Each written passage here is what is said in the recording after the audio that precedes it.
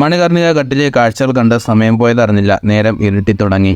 7 മണിക്കാണ് ഗംഗാ ആരതി തുടങ്ങുന്നത്. ഗംഗാ ആരതി കാണാൻ അസി ഘട്ടിലോട്ട് ഞാൻ നടന്നു. ഒരുപാട് കൊച്ചു കുട്ടികൾ ഇവിടെ മഹാദേവന്റെ വേഷം കെട്ടി നിൽപ്പുണ്ട്. കൊച്ചുകുട്ടികളെ വേഷം കെട്ടി ഭിക്ഷ എടുപ്പിക്കാനും ജോലി ചെയ്യിപ്പിക്കാനായിട്ട് ഒരു മാഫിയ തന്നെ ഈ നാട്ടിലുണ്ട്. അതേ ഒരു കുട്ടിയോട് ഞാൻ സംസാരിക്കാൻ ശ്രമിച്ചപ്പോൾ അറിയാൻ കഴിഞ്ഞത് ആ കുട്ടിയുടെ അച്ഛനും അമ്മയൊക്കെ ഗ്രാമത്തിലാണെന്നും 3ാം ക്ലാസ് വരെ പഠിച്ചിട്ടുള്ളൂ, സാറടിച്ചത് കൊണ്ട് പഠിത്തം നിർത്തി ഇവിടെ വന്നെന്നാണ് അറിയാൻ കഴിഞ്ഞത്. കൂടെ ഒരു സ്ത്രീ ഉണ്ടായിരുന്നു, പക്ഷെ അത് അമ്മയല്ലായിരുന്നു. നമ്മളധികം സംസാരിക്കുന്ന കണ്ടപ്പോൾ നമ്മുടെ ഇടയിൽ വന്ന് സംസാരം മുടക്കി. ഇതേപോലെ ഒരുപാട് കുട്ടികൾ ഇവിടെ വളരുന്നുണ്ട്. കാണുമ്പോൾ കുറച്ച് വിഷമമുണ്ടെങ്കിലും നമുക്ക് ഇതിൽ ഒന്നും ചെയ്യാൻ പറ്റാത്ത അവസ്ഥയാണ്. കാരണം ഇത് UP ആണ്. ഇവിടെ ഇങ്ങനെയാണ്.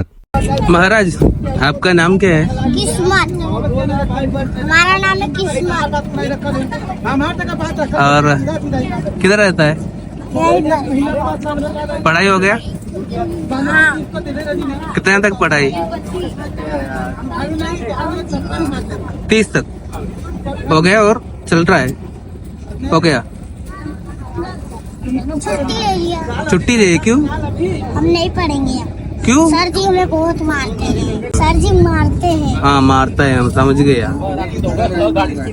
और आपका साथ कौन कौन रहता है? सब रहते हैं, मम्मी पापा सब। किधर है? मम्मी पापा नहीं है, बस गाँव है। मम्मी पापा किधर है? गाँव। आप अकेले हैं अभी? हम है, हमारे बहन भाई है, सब परिवार है। किधर रहता है? बस मम्मी पापा। अभी आप अकेले इधर है? ये आंटी हमारे साथ है। हाँ ओके.